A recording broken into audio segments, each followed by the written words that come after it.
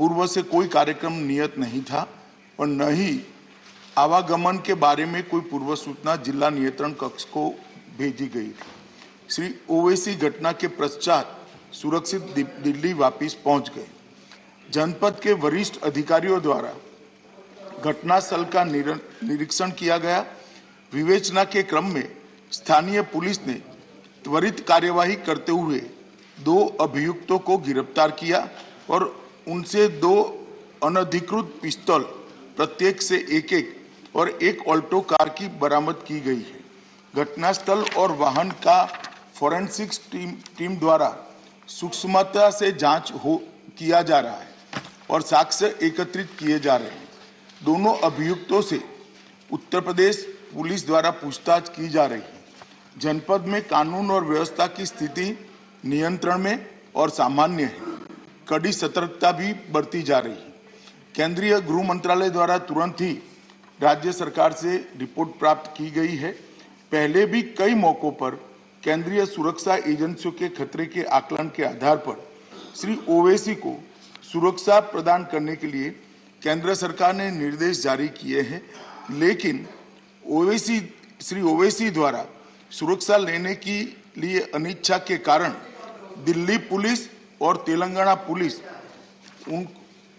उन्हें सुरक्षा देने का प्रयास सफल नहीं हो पाया।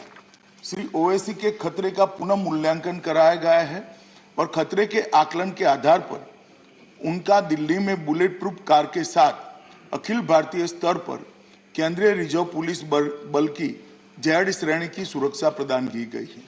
मेरा वक्तव्य समाप्त हुआ, मगर हमारे पास जो मौखिक सूचनाएं श्री ओवैसी के द्वारा भेजी गई, उन्होंने अभी भी सुरक्षा लेने से इनकार किया है। मैं सदन के माध्यम से श्री ओवैसी को विनती करना चाहूंगा कि वो तत्काल सुरक्षा ले ले और हम सबकी चिंता का समाधान करें। धन्यवाद। धन्यवाद। माननीय डॉक्टर वी सहस्त्रबुद्धे। धन्यवाद उपसभापति जी। मैं भाषण को जहां पर छोड़ा था वहीं से प्रारंभ कर रहा हूं।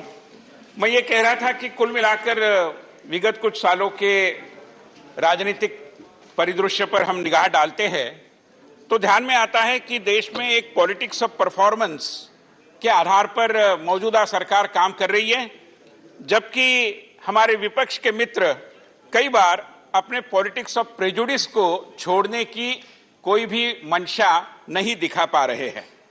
मतलब राष्ट्रपति जी के अभिभाषण के बारे में लंबी चर्चा हो सकती है। चर्चा के बारे में जैसे कि माननीय नेता प्रतिपक्ष ने और अन्य कई लोगों ने आपत्तियां की, ये होना चाहिए था, वो होना चाहिए, मैं समझ रहा हूं, मगर कुछ अच्छी बातों का अगर जिक्र करते थे, थोड़े खुले मन से उसका स्वागत करते थे तो कोई आसमान गिरने वाला नहीं था। उपसभापति महोदय, जैसे बहुत बढ़िया तरीके से माननीय राष्ट्रपति महोदय ने विभाजन विभीषिका स्मृति दिवस और वीर बाल दिवस, इन 2 नए प्रयासों का, 2 नए एक दृष्टि से संस्मरणीय दिनों के बारे में, उनको इंस्टीट्यूट करने के बारे में उल्लेख किया है।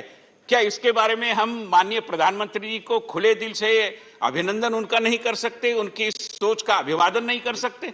मगर दुर्भाग्यवश इतनी उदार मनस्कता हमें जो पाठ पढ़ाते हैं संकीर्णता के संदर्भ में या अन्य विषयों के बारे में, वो नहीं दिखा पा रहे हैं। ये वास्तविकता है।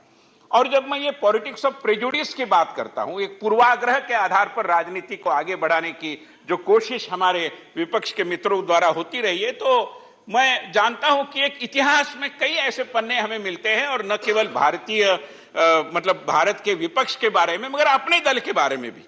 यहां पर परसों से जो भी चर्चा हो रही है उसमें कई बार श्री नेताजी सुभाष चंद्र बोस जी के बारे में उल्लेख आए और उनके प्रति भारत सरकार ने जो काम किया, तो अभी आपको याद आए वगैरह वगैरह, तीखी प्रतिक्रियाएं, नोकझोंक भी हुई।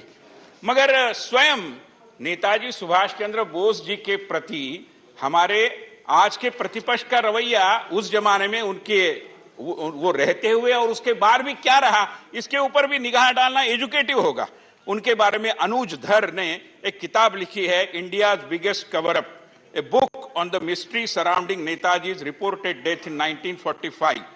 अभी इसके विषय में जो भारत सरकार के पास दस्तावेज थे नेशनल आर्काइव में, जिसको डीक्लासिफाई किया गया 2012 में, और सब लोग जानते हैं, तो उन डीक्लासिफाइड रिपोर्ट्स के आधार पर यह कहा जाता है और उसमें यह कहा गया है, I am just quoting it, the West Bengal government's intelligence branch to the Intelligence Bureau had sent instructions, and according to the instructions, the instructions show that several members of Bose family were kept under surveillance between 1948 and 1968. और आज आप किसी एक कपोल कल्पित app का उदाहरण लेकर हमें बोलते हैं कि आप सर्विलेंस करते हो। अरे आपने तो टर्निंग द सर्चलाइट इनवर्ड का एक विपरीत अर्थ लगाया, मतलब अपने ही लोगों के ऊपर और निगरानी रखे, सर्विलियंस रखे, इस पद्धति की बात की। एक उच्च कोटि के देशभक्ता के परिवार को इस पद्धति के अनुभव से गुजरना पड़ा। लंबा विषय नहीं है, मगर श्री पुरुषोत्तम दास जी टंडन जो हमारी देश की जो ग्रैंड ओल्ड पार्टी उसके अध्यक्ष थे, उनको क्यों त्याग पत्र देना पड़ा? वो तो जनतांत्रिक तरीके से चुनकर आए हुए अध्यक्ष थे, मगर उनकी अध्यक्षता सहन किसको नहीं हुई और क्यों उनको त्याग पत्र देना पड़ा? क्यों मतभेदों को और सहन करने की क्षमता नहीं दिखाई गई? हमारे देश के एक बड़े अच्छे अफसर थे, एडमिनिस्ट्रेटिव ऑफिसर हमारे देश के थे श्री पीसी अलेक्जेंडर जी। मैं जिस महाराष्ट्र से आता हूं उस महाराष्ट्र के वो राज्यपाल थे महोदय, और उनकी इच्छा थी कि अगर राष्ट्रपति पद के लिए उनका नामांकन होता तो अच्छा होता था। उन्होंने प्रयास भी किए, बाद में अपनी सारी वेदना उन्होंने from the corridors of power इस नाम से एक किताब में अपनी पूरी वेदना उन्होंने व्यक्त की है। तो उस किताब को अगर आप पढ़ेंगे तो आपको ध्यान में आएगा। पॉइंट ऑफ ऑर्डर, हाँ please. Concentrated on the subject. Are you discussing presidential address or history of international? I have requested this to all members.